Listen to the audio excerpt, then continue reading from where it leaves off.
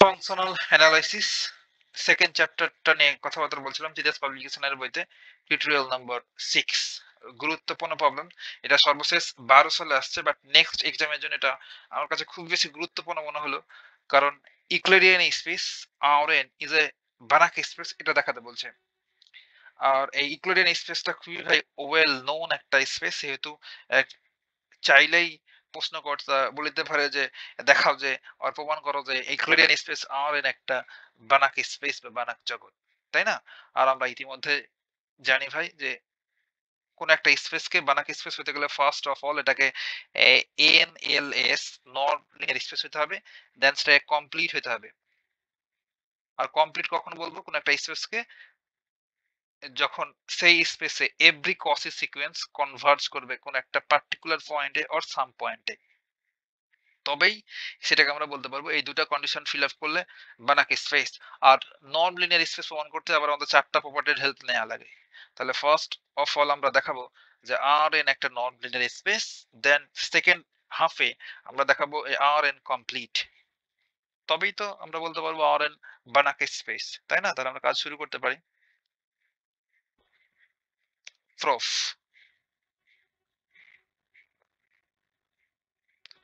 তাহলে আমরা প্রথমে কি করবো ভাই? First of all we shall prove that, just এগুলো আপনার বইতে বাংলাতে লেখা আছে। ফার্স্ট অফ অল, সাধারণ ইংলিশ এগুলো, উই শ্যাল। আপনি বাংলাতে আনসার করলেও ভাই এগুলো ইংলিশে এমন করে লিখে দিলে কোনো প্রবলেম নেই। Prove that Rn is NLS non linear space. এটার জন্য আমাদের প্রপার্টিগুলো হোল্ড করতে হবে। আমাদের প্রপার্টিগুলো কি ছিল? ফার্স্ট প্রপার্টিটা ছিল নরম x greater than or equal 0, যখন x নট ইকুয়াল টু 0 হবে। সেকেন্ড প্রপার্টি ছিল norm of x equals two তখনই 0 হবে ইফ অ্যান্ড অনলি ইফ যখন কিনা x ইকুয়ালস টু 0 হবে। Third property norm of lambda x equals to লিখতে পারবো mod lambda into norm x into norm x। Fourth property হচ্ছে triangle inequality x plus y এর norm of x plus y equals to হবে norm x plus get less than or equal হবে norm x plus norm y। এই চারটা প্রপার্টিকে hold করাবো। তাহলে ফার্স্টটা নিয়ে আমরা কাজ করব। প্রথমে 1 নম্বর, আর আমাদের এখানে বলে দেওয়া আছে যে Rn একটা ইকুইভ্যালেন্ট স্পেস, এটা বানাক স্পেস হবে with the norm defined by, এখানকার নর্মটাকে ডিফাইন করা আছে এইভাবে, norm of x equals to summation i equals to 1 to n x subscript i mod r square, then টোটালটার উপরে হাফ দেয়া। আর এটাকে আমরা চাইলে এমন করে ডিফাইন করতে পারবো, এটা ইমপ্লাই করছে আমরা জাস্ট যদি সামেশনটাকে ভেঙে দিই তবে পাবো এমন, এই হাফটাকে রুট আকারে লিখতে পারি রুট, আর এক্স এর পোর্শনে আমরা যদি একবার 1 পুট করি তো পাবো x1 মডুলাস এর স্কয়ার প্লাস 2 পুট করলে i এর পোর্শনে পাবো x2 মড এর স্কয়ার প্লাস এমন করে n পর্যন্ত বসালে পাবো মড xn হোল স্কয়ার, তাই না? এমন করেও ডিফাইন করা থাকতে পারে। আর এই x গুলা xi for all xi belongs to real number set R, তাহলে আমরা এখানে ক্লিয়ারলি দেখতে পাচ্ছি পরিষ্কারভাবে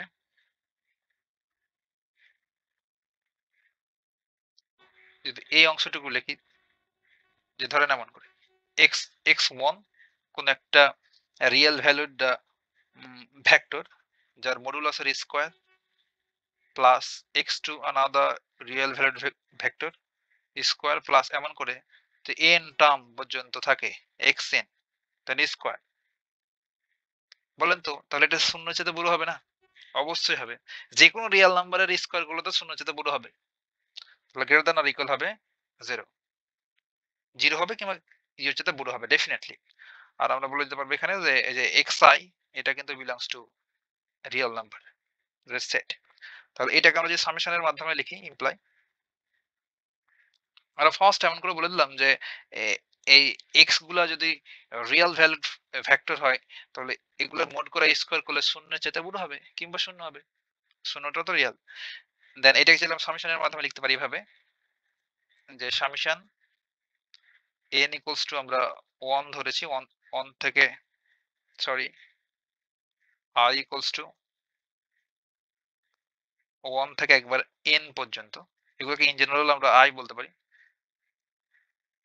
দেন হবে xi mod এর square then greater than or equal 0। এখন বোথ সাইডে যদি এখন আমরা রুট করি রুট, তাহলে এটা কেমন করে লিখতে পারবো summation i equals to 1 to n xi mod এর স্কোয়ার দেন এই টোটালটাকে আমরা ঘিরে দিয়ে মাথার উপরে দেবো হাফ। বোথ সাইডে করলাম তো 0 এর উপরে করলে তো 0ই থাকে। আর দেখেন তো এই অংশটুকু কি এখন আমাদের x না, যেটা আমাদের নর্মটাকে ডিফাইন করা আছে, ডিফাইন বাই এই অংশ। তাহলে এটি সময় লিখতে পারবো নর্ম x, এটা ইমপ্লাই করছে আমাদের এই অংশটুকু হচ্ছে নর্ম x।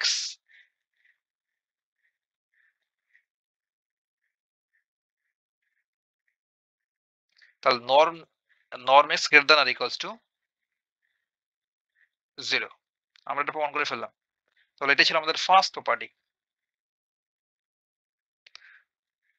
এটার কাজ শেষ। সেকেন্ড প্রপার্টিটা হচ্ছে norm x equals to 0 হবে if and only if x equals to 0। আর চাইলে আপনি এখানে লিখে দিতে পারেন যে for all এইভাবে যে xi belongs to real number set R for all I belongs to R না লিখলে হয়। 2 নম্বর প্রপার্টিটা এখন আমরা হোল্ড করাবো। norm of x equals to 0 তখনই হবে if and only if x equals to 0, x equals to 0। তাহলে এখানে if and only if এই সাইনটা থাকলো। আর এক্সটা কি হয় দেখেন তো আমাদের নর্মটা কিভাবে ডিফাইন করা আছে, norm of x equals two এটা। তাহলে ভেতরের এই টোটাল অংশটুকু তো এক্স, তাহলে জাস্ট নর্ম সাইনটা নাই করে দেবো। কোথায় গেল? ওকে, তাহলে এই অংশকে আমরা এমন করে লিখতে পারবো যে summation r equals to 1 to n mod x এর হোল স্কয়ার দেন পাওয়ারটা হচ্ছে হাফ, জাস্ট x এর ভ্যালুটা পুট করে ফেললাম ইকুয়ালস টু হবে 0। দেন if and only if, এখন আমরা যদি বোথ সাইডে স্কোয়ার করি তবে স্কোয়ার রুটটা কেটে যাবে এই হাফটা, তাই না? তাহলে এমন ভাবে পড়ে থাকবে i equals to 1 to n mod of x subscript i এর স্কোয়ার ইকুয়ালস টু 0। এখন চাইলে আমরা এই সামেশনটাকে ভেঙে দিতে পারি if and only if, সামেশনটা ভেঙে দিলে এমন আকৃতি পাবো x1 একবার i এর পোর্শন একবার 1 পুট করব 2 এমন করে চলবে mod এর স্কোয়ার প্লাস x2 mod এর square plus dot dot dot plus xn mod এর স্কোয়ার ইকুয়ালস টু 0। এখন একটা বেসিক থিঙ্কিং করেন তো ভাই, এই আর এই সবগুলো হচ্ছে রিয়েল ভ্যালুড ভেক্টর, এই সবগুলার মানের স্কোয়ার যদি করি তবে কি শূন্য হওয়ার কোনো পসিবিলিটি আছে? শূন্য হওয়ার কোনো সম্ভাবনা নেই যদি না এই সবগুলাই শূন্য হয়। যদি এটা সমান 0 হয়, এটাও 0 হয় এবং এটাও 0, সবগুলোই যদি 0 হয় তবেই এই সবগুলোর সাম বা যোগফলটা 0 হবে, তাছাড়া সম্ভব না। সেহেতু আমরা বলতে পারবো এটা ইমপ্লাই করছে যে x1 equals to 0, x2 equals to 0, এমন করে যত যা আসে সবগুলোই সমান xn equals to 0 হবে, তাছাড়া তো 0 হওয়া সম্ভব নাই। তাহলে আমরা বলতে পারবো if and only if x equals to 0। তা therefore আমরা এই লাইনটা সুন্দর করে লিখে দিই যে norm x equals to 0 if and only if x equals to 0. 2 নম্বর প্রপার্টিটা আমাদের স্যাটিসফাই করলো। আর অবশ্যই x equals to 0 বলতে যেটা কিন্তু ভেক্টর ভাই, ডেফিনেটলি। আর প্রথমে বলছিলাম সব যা করবো সবগুলো কিন্তু ভেক্টর। রিয়েলে করি আর কমপ্লেক্স করি, যেখানে করি সব ভেক্টর। এখন আমরা 3 নম্বর প্রপার্টিটা হোল্ড করাবো। নেক্সট পেজেই করলে মেবি ভালো হবে। ওকে,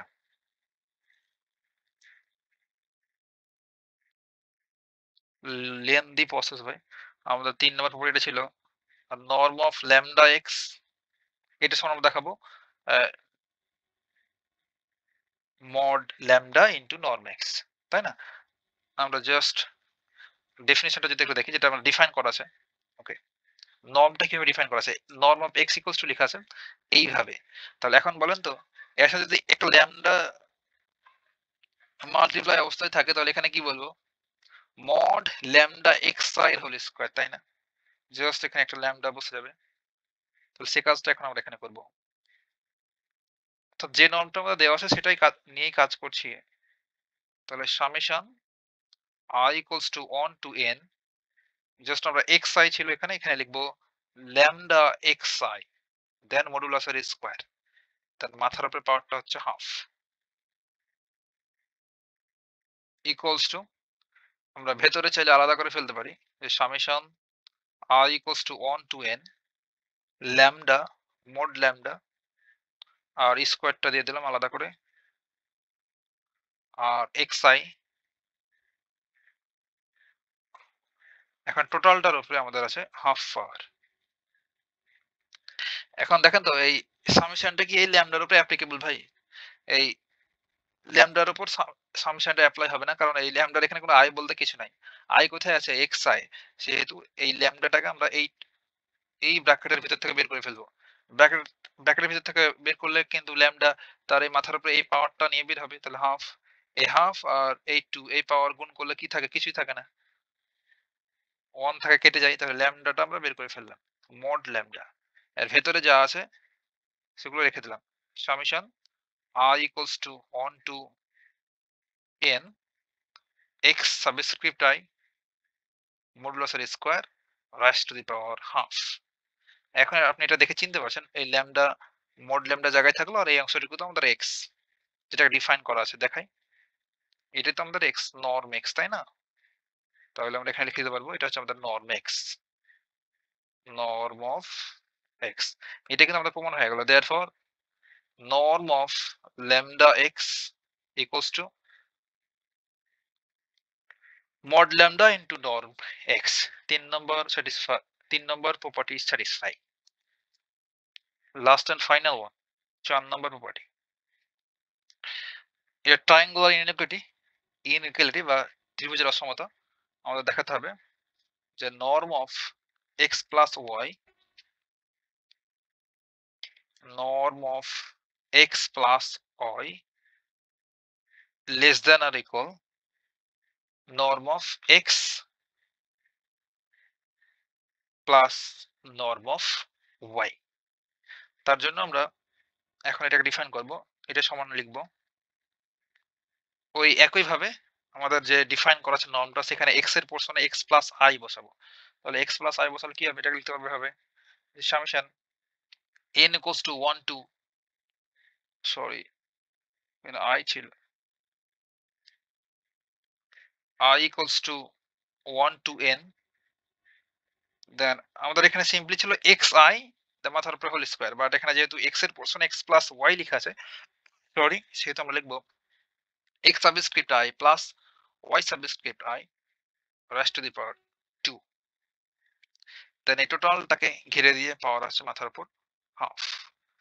জাস্ট ডিফাইন করা আছে যেটা, সেটা অনুসারে লিখলাম, যে নর্মটা অনুসারে লিখলাম, এটা অনুসারে। জাস্ট x এর পোরশন আছে x প্লাস y, সেহেতু এখানে লিখবো xi প্লাস yi। এখন এখানে আমাদের গুরুত্বপূর্ণ কথাবার্তা, এখানে আমরা একটা ইনইকুয়ালিটি ইউজ করব, সেটাকে বলে মিনকোয়াস্কি ইনইকুয়ালিটি। রাইট প্রনাউন্সিয়েশনটা করতে পারছি মেবি, মিনকোয়াস্কি, ঠিক জানি না সঠিক উচ্চারণ হচ্ছে কিনা। এখন সেটা নিয়ে আমরা কথাবার্তা বলবো। মিনকস্কি ইনইকুয়ালিটিটা কি?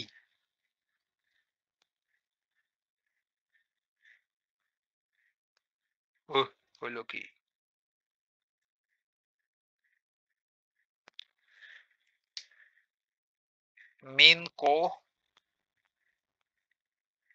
মিনকস্কি।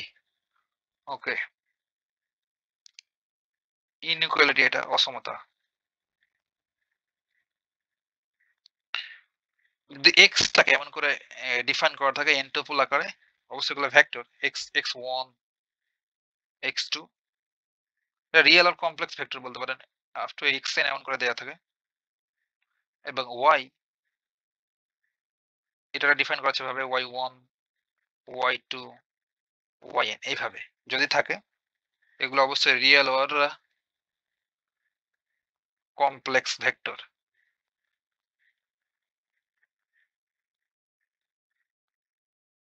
দেন মিনকস্কি ইনইকুয়ালিটি বলে for all p greater than or equal 1 এর জন্য, যে এই ফর্মে যদি থাকে তাই summation i equals to 1 to n x subscript I plus y subscript I raised to the power p, দেন এই দুটোর উপরে হোল পাওয়ার দেওয়া আছে 1/p। এই ফর্মে যদি থাকে তখন এইটারে লেখা যায়। এটার কিন্তু ডাইরেক্ট প্রমাণ আছে ভাই, প্রমাণটা আমাদের এক্সামে আসে না, তার জন্য করছি না। Less than or equal summation I equals to 1 to n xi whole square raised to the power, sorry এখানে হোল স্কয়ার কে একটা p, এখানে ভেতরে পাওয়ারটা p আর মাথার উপর হচ্ছে 1/p প্লাস এটা লেখা যায় যে summation I equals to 1 to n yi modulus raised to the power p, টোটালটার উপর পাওয়ার হচ্ছে 1/p। তো এখন লক্ষ্য করেন তো ভাই যে এই অংশটা আর এইটুক কি সেম জিনিস না? তাহলে এই অংশটুকু কিভাবে লিখতে পারবো? এইভাবে। তাহলে ইকুয়াল সাইনটা কি হয়ে যাবে? Less than or equal. Equal সাইনটা change হয়ে গেল লেস দ্যান আর ইকুয়াল। এখন এই অংশটুকুকে জাস্ট আমরা এইভাবে সাজাবো যে summation r equals to 1 to n then xi, এখানে পাওয়ার ছিল p আর এখানে পাওয়ার আছে 2 দিয়ে দিলাম।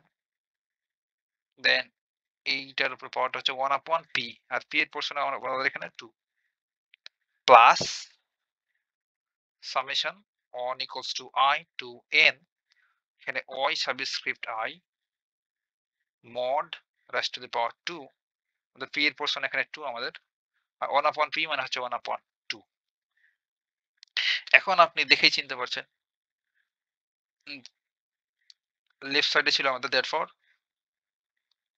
x plus y norm of x plus y less than or equal, এই অংশটুকু কি আমাদের x না ভাই, norm x, আর এই অংশটুকু হচ্ছে আমাদের norm y। তাহলে আমরা লিখে ফেলবো এটা হচ্ছে norm x প্লাস এটা হচ্ছে আমাদের norm y। তাহলে 4 নম্বর প্রপার্টিটা আমাদের স্যাটিসফাই করে গেল। এখন যেহেতু 4টা প্রপার্টি স্যাটিসফাই করলো, সেহেতু আমরা বলতে পারবো therefore Rn is a NLS non linear space. এখন আমাদের দেখাতে হবে যে Rn একটা কমপ্লিট, অর্থাৎ কমপ্লিটনেসটা দেখাতে হবে। বাট আমাদের প্রায় 20 মিনিট হয়ে গেল, আমরা সেকেন্ড পার্টটাতে কমপ্লিটনেসটা নিয়ে ডিসকাস করি। হ্যাঁ, আর এখানে কিছু একটু কথা বলা যায়। মিনকস্কি ইনইকুয়ালিটিটা এটা আপনি জাস্ট নোট করে লিখে রাখবেন, গুরুত্বপূর্ণ একটা ইনইকুয়ালিটি, প্রবলেম সলভ করতে লাগবে বারবার। এরপরে আরেকটা গুরুত্বপূর্ণ প্রবলেম সলভ করবো, তখনও কিন্তু এই ইকুয়ালিটিটা লাগবে, অর্থাৎ এলফি স্পেস প্রমাণ করার সময়। আর যখন ভাই পি, এখানে আমাদের পাওয়ারটা পি দিয়েছি না, পি দেখেন তো, পি ইকুয়ালস টু যখন 2 হয়ে গেল, তখন এই মিনকস্কি ইনইকুয়ালিটিটা কি হয়ে গেল? ইউক্লিডিয়ান নরম হয়ে গেল না? পি ইকুয়ালস টু 2 হয়ে গেল, সেটা হয়ে যায় ইকুয়ালিডিয়ান নর। এতটুকু ভাই, একটু পরে কথা হবে সেকেন্ড পার্টে।